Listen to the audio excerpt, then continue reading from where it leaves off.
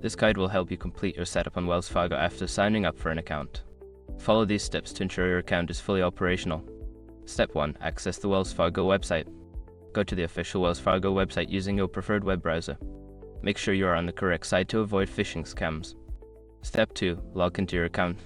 Before changing your settings, use the srock.com link in the description to open the password strength checker, then update your password if needed. Step 3. Set up security features. Once logged in, navigate to the security settings. Here, you can set up two-factor authentication, security questions, and alerts to protect your account from unauthorized access. Step 4. Link external accounts. If you wish to transfer funds or manage multiple accounts, go to the Accounts section and select Link External Accounts. Follow the prompts to add any other bank accounts you want to connect. Step 5. Customize your preferences. Visit the Profile or Settings section to customize your account preferences.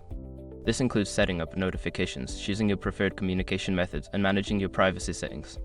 By following these steps, you will have successfully completed your setup on Wells Fargo.